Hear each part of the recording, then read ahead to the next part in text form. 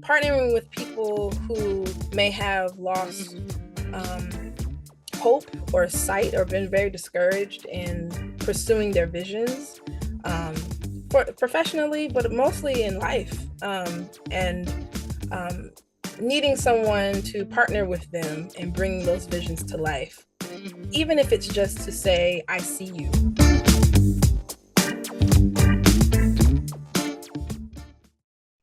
Hi, folks, and welcome back to our platform. This is Her World Media. On this series, we highlight womanists in various parts of the world who are doing big step-up moves in their respective fields. I am your host, Kiera, and shout out to our show's producer, Jovan. We hope you enjoyed today's conversation. So let's jump on in. We got a lot of stuff to cover and not a lot of time to do it in. And I'm so excited to interview our next person. Y'all, this is my sister friend, one of my closest and dearest friends who I admire and adore so much. And we're so happy for you to be here. So can you please, for the folks, tell us your name, what it is that you do, and if you're comfortable, where you're located. Yeah. So I'm just so happy to be here with you, Kiera. Oh my God. Woo. Man, I love you so much. And thanks for this opportunity, y'all, to share a little bit. So my name is Brianna Alexis Heath, but I go by Bree. I am a performance artist, a curator, I'm a performance scholar with a womanist theological swag, and I'm a preacher and a creative consultant. And I'm based in the great city of Atlanta, Georgia. Yes. Shout out to Atlanta, Georgia. Well, Bree, thank you so much for being here. We're so excited to have you. I can't say it enough. So yes, you have told the folks that you are a womanist theologist. Correct me, because words are hard, they be stressing me out. Okay. Womanist theologist scholar. Theologian. Theologian scholar, right? So can you talk to us about what does that mean to be a womanist? What is that, and how are you embodying that? Yeah, so I'm actually I brought my book with me, so I'm gonna actually read the definition from Alice Walker. So womanist, to be a womanist, is a term coined by Alice Walker in her book, In Search of Our Mother's Gardens. And I'm going to read the definition let's just put it on the record, because I like to cite my sources. So a womanist, from womanish, opposite of girlish, or for instance, frivolous, irresponsible, or not serious. A Black feminist, or feminist of color. From the Black folk expression of mothers to female children, you act in womanish, i.e. like a woman, usually referring to outrageous, audacious, courageous, or willful behavior, wanting to know more and in greater depth than is considered good for one, interested in grown-up doings, acting grown, being grown up, interchangeable with another Black folk expression, you trying to be grown. Responsible, in charge, serious.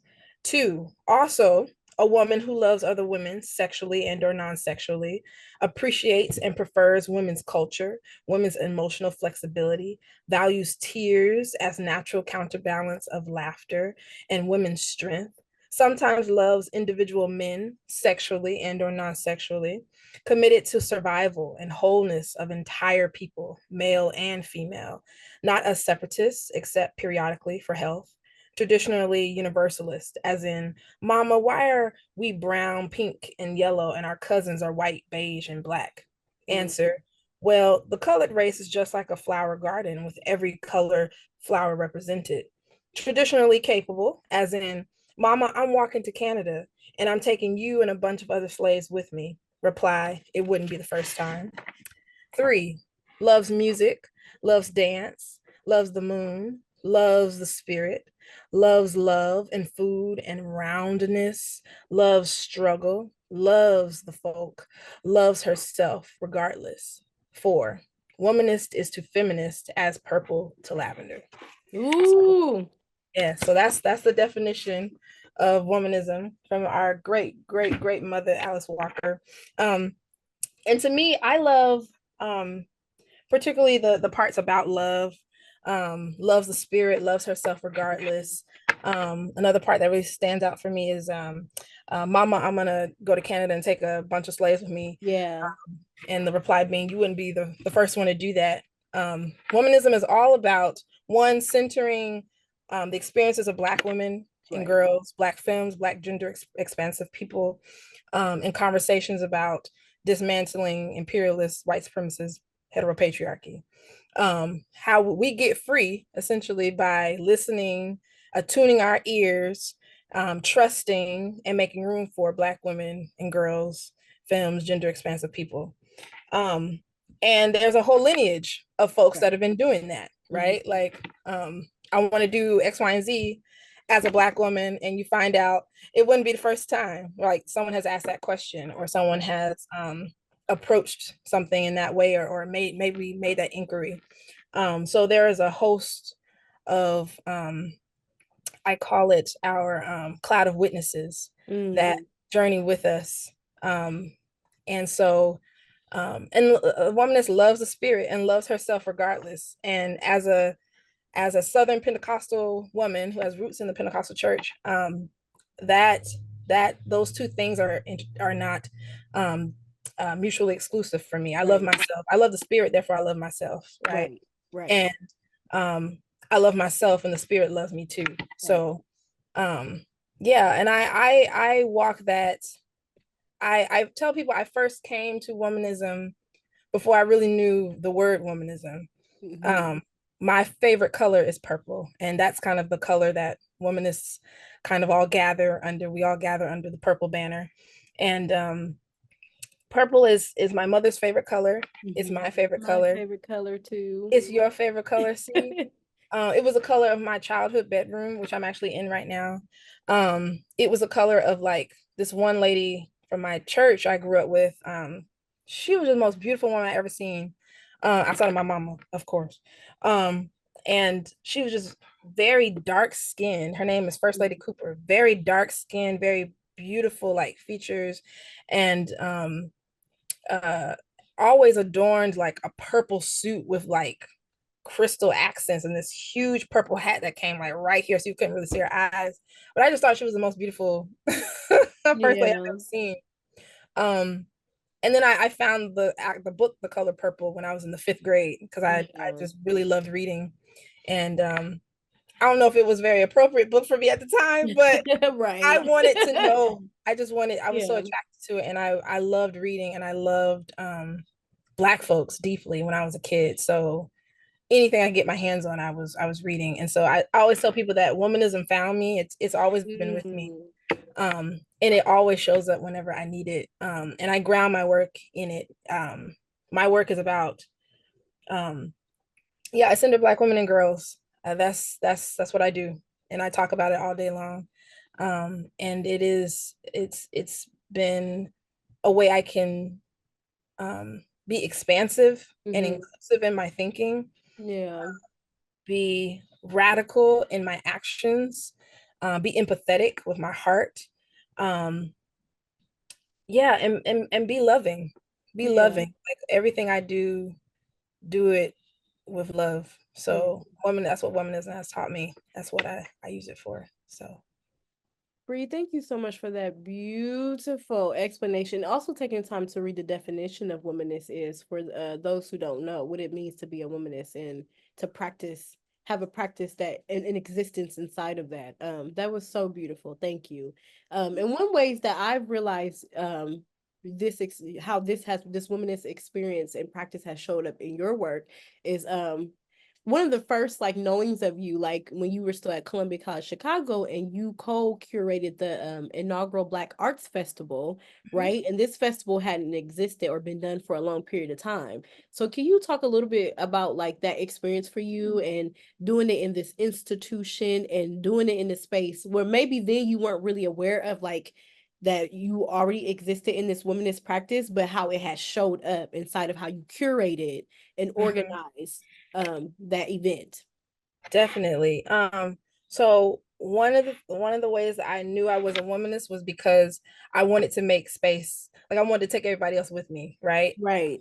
And so my best friend and I, we were already kind of curating and making space really for other Black students on campus who just felt isolated in this predominantly white institution. And we just started gathering in our apartment and just talking. And we had food and we had Erykah Badu playing in the background. You know, we're just vibing.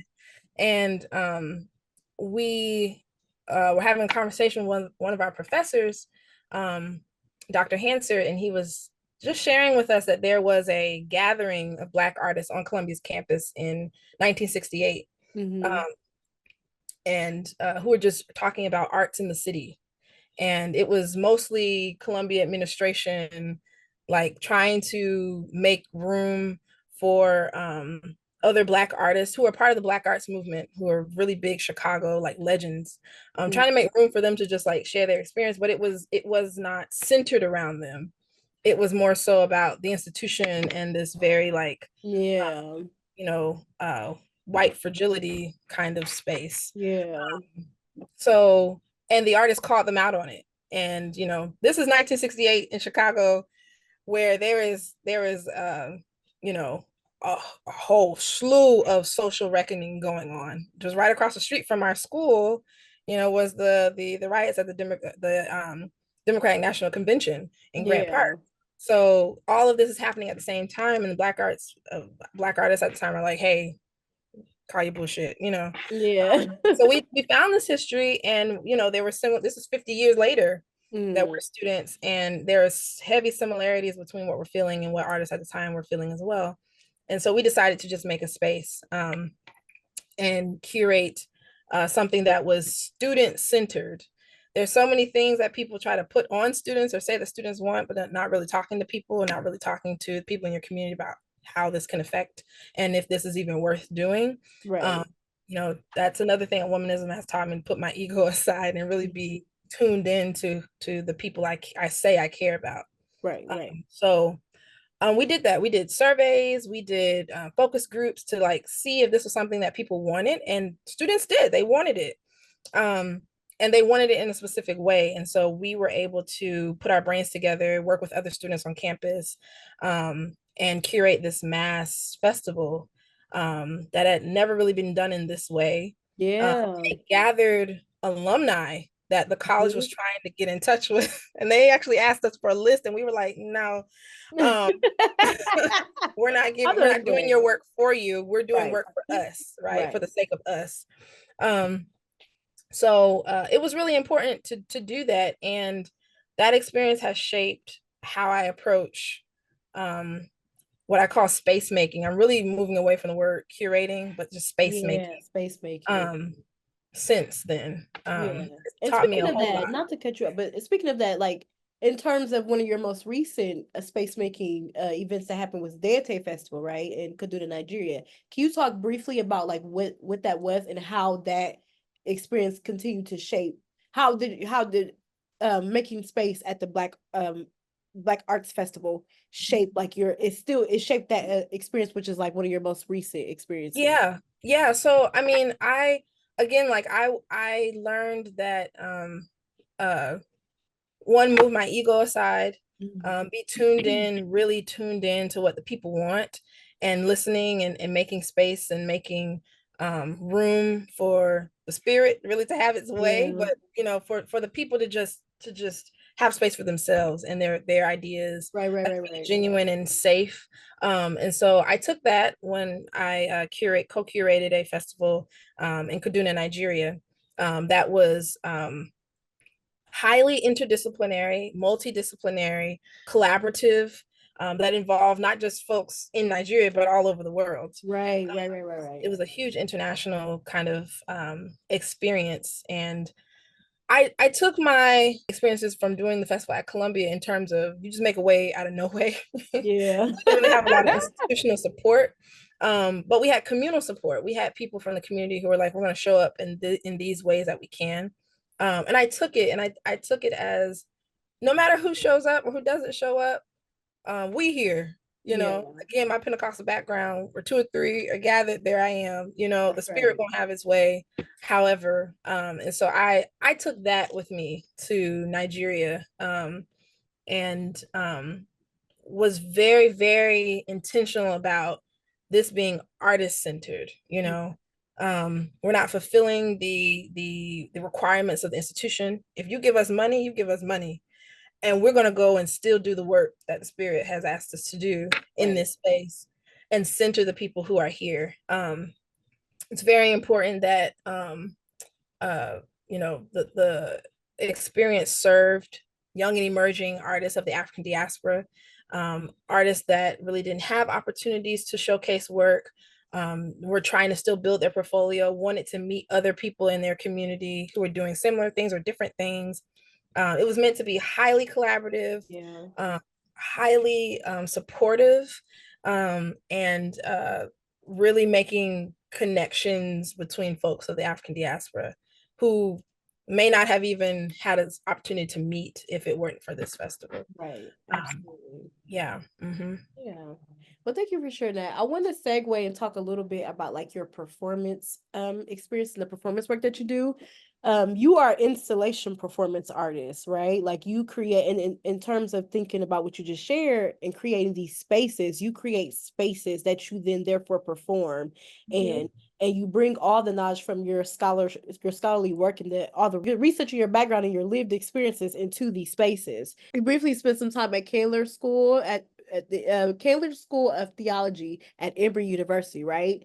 And when you were there, you had did a final project, which I absolutely adored, Brianna. It's one of my like most memorable moments of like your performance experience, though I wasn't there, but just like knowing what the project was about and like seeing the images from the work.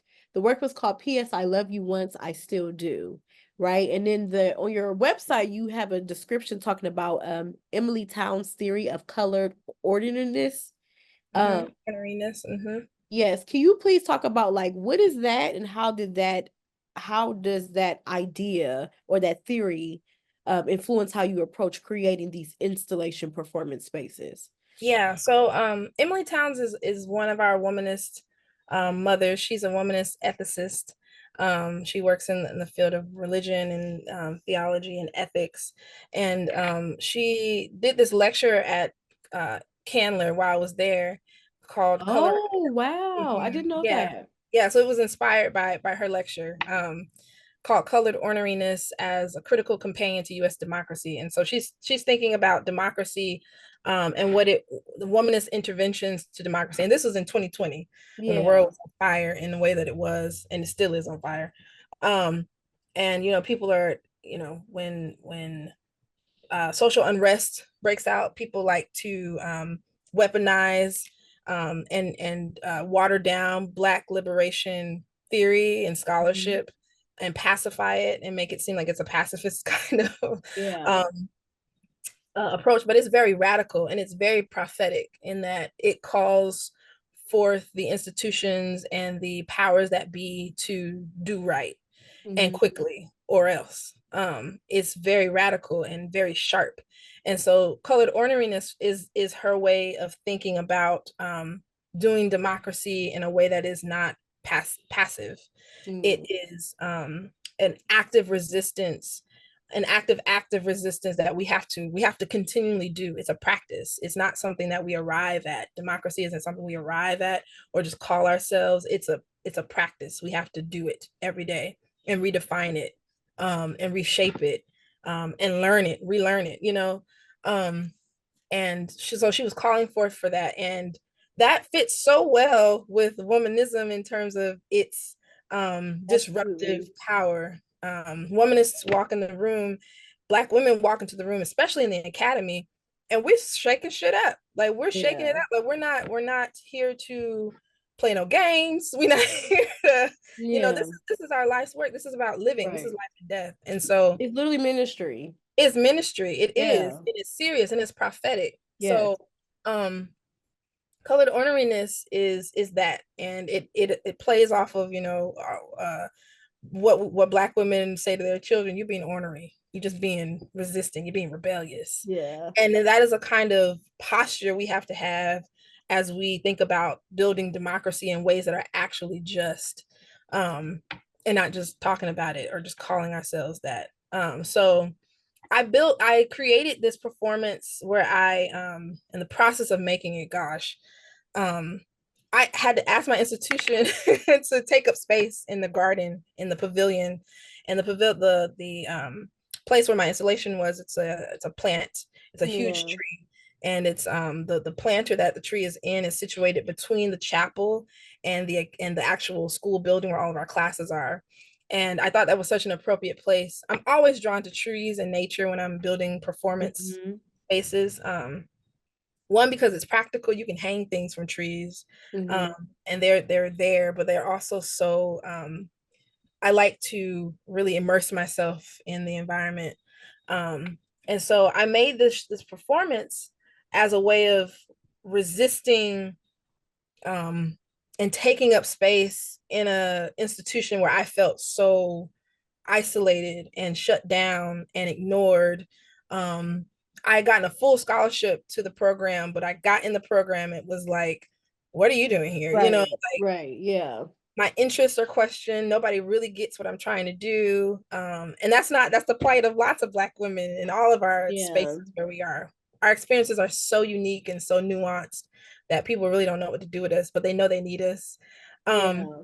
so I made that performance and I played R&B songs, R&B love songs, because I was thinking about how a pursuit of democracy and justice is also a pursuit of love, and thinking about our love songs as tools for colored orneriness, it's Yes. resistance. If I can tell you, hey, the way you're loving me ain't good, I don't like it, fix it, um, do better, it's Yeah. about not only romantic relationships, but the state of our world. I don't like the way Yeah. you treat me. I don't like, the way this institution is keeping me in my little place, thinks I'm going to stay in my place. Absolutely not. And because I can stand up for myself and say that, it's an act of love for you and for me. Absolutely. You So benefit and I benefit. Yeah, you benefit as yeah, well. you Yeah. benefit as well, so when Black women are free, everybody's free, That part. That so part. and it was so important. I didn't realize this after I did the show. And there were flowers in the planter, and there were pictures of Black women that had been murdered recently by police, Mhm. Black trans women, Black cis women, um, Black girls that were recently had their lives taken by COVID and police brutality, that were hanging from the trees. And I sat in the planter and just vibed. And I had this long piece of gold Mhm. fabric, Absolutely. shiny fabric with their names written on it. And I was sewing as well, and just vibing and just, laughing and taking up space in Yeah. ways that my colleagues in the School of Theology were not used to. They really didn't know Yeah. what to do with it. Um, and but in the ways that other people, they passed and they were into it, or they were curious, or they didn't really know what to do, so Right. so Right. it just took up space. I wanted to take up space in this medium between the church and the academy. Yeah. Yeah. And it's one of my favorite things to do. I really want to do it It's again. yeah. Yeah. And it definitely did what you sought out to do. It definitely took up space and yeah, it was just a beautiful piece, and it's something that always like now forever is like in my memory bank of you and like who you Mhm. are, like your existence. So yes, thank you for sharing that. For sake of time, we're going to jump ahead a little Okay, bit okay, yeah, because when you you're know I'm having good talking. conversation, it always goes by fast. I want to talk about the Beloved.Projects, right? This is a recent business Yeah. that you have like officially. You've been doing this work for a long time, Mhm. but you have a recently officially like branded this and created a business out of this. So can you talk about what is the Beloved.Projects and what are your I guess like your hopes for its trajectory? Yeah, so Beloved.Projects is my creative consulting firm. I help artists, individuals, organizations live into the fullness of their visions.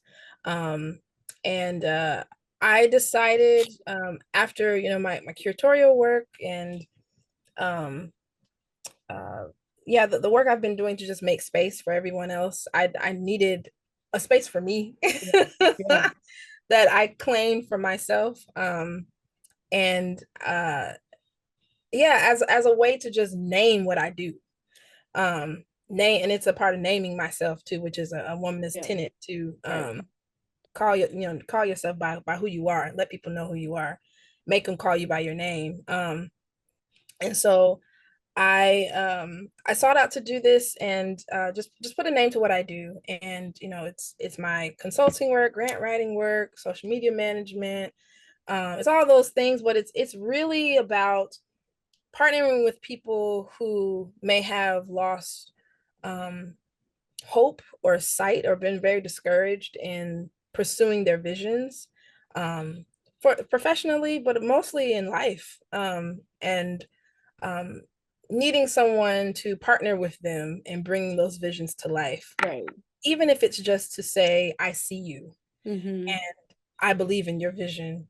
And I can see it, I told my spiritual director, I was like, I think God has given me the gift of sight and being Mm-hmm. able to see beyond. And I love thinking about people's big visions and being able to break them down in little parts, and walking with them to see it through. So Yeah. that's what Beloved.Projects is. It also, is an umbrella for all of my creative work, my performance work, my dramaturgical work, where I think creatively with artists and particularly dance artists.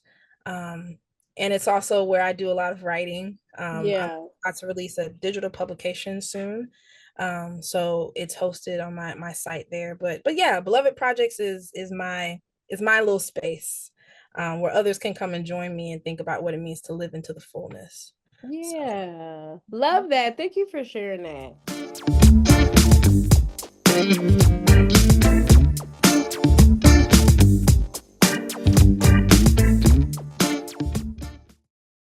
If you could be on a Disney Channel show from your childhood, that's which all right. show would it be? And That's all right. and why? Why? Me Girl, too. I Why? was telling somebody this the other day.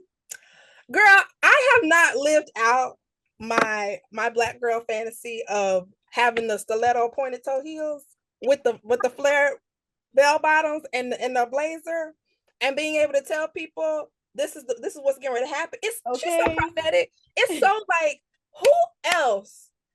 Where else can you get that and have a Right. good time? Right? Right. Right. And somebody coming to like be like, no, y'all, this is what it's gonna be. This, Yes. this is what I'm seeing. I'm Yes. seeing it. And there's a whole show based off of, you got to trust what the black girl sees. Yes. You got to trust what she sees. Like, and she trusts what she sees so much that she's going to act on it to make sure her people are good. Yes. And she's good. That. Like, I want to be on that So Ravens. Yes. So I can wear the 2000s outfit and be in my slick ponytail Yes. and be like, here's what I see. Here's what I see. Right. So Right. I agree. 5,000%. That's literally the reason why I want to be on. And so another one I would say outside of that story, even though it wasn't originally a Disney Channel show, Smart Guy. And I've been watching Smart Guy lately, and I'm like, oh my God, Smart Guy is so good. And I feel like for Smart Guy, and granted, there was a lot of black shows like in the 90s and early 2000s, and Smart Guy was one of them shows where it just felt so authentically black with like the parenting and like, but there still was some kind of like care that some of like growing up that I didn't necessarily get in terms of like hear my voice being heard as a black child that I yeah. just love. And then like this little cute, extremely brilliant boy who's 10 collecting everybody in the room. Because not only was he smart, TJ was collecting everybody's ass. Like, I listen, mean, that's left not your and right. ministry. He was Left telling and people right. that's not, and I just love that so much. So it would be That's So Raven and Smart Guy for me. I love that. Yes, because like a place where like black genius is like affirmed, It's and like affirmed. your ideas are like, yes, baby, that's what it is. Yes, Yes.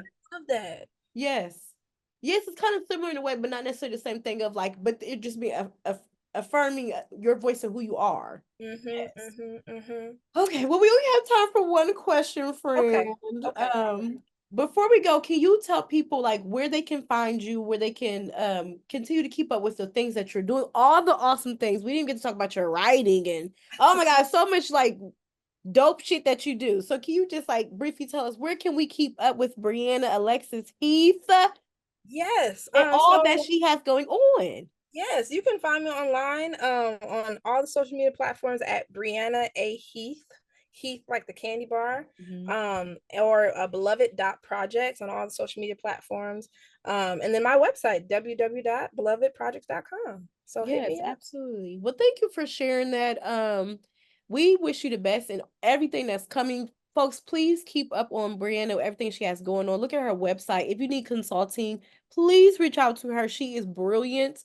Almost I'll be every single thing project that I've done, Brianna has worked on. Like I can stand inside my Black girl brilliance because of my sister friend. So Oh, please, and she's just a brilliant person. Like, just her existence really matters on this earth. So please keep in touch with her. Thank you so much, Bree. We can't, thank you. Javon and I are so happy that you decided to like take time out of your day to talk with us, to share with us, to inform us too, because a lot of people don't know about this womanist experience and theology and way of thinking and being. So we just thank you so much. Thank y'all for tuning into another episode of Her World Media. Please continue to follow us, keep up with all things we're doing. This will not be the last time you see Brie. We're going to try to be better about keeping up on our womanists and supporting them and sharing the things that they're working on. So thank you for joining us, Brie. Thank you again. Love you so much, I love you too. sister. I miss you so I much. miss you too. Oh, I wish I could blink and be in Atlanta anytime I I need it. mean, like, The I dream of Jeannie in it. Okay. yeah. All right, I love you. Take Love care. you Thank too. you all for tuning in again, and we will see you next time. Bye bye. Bye.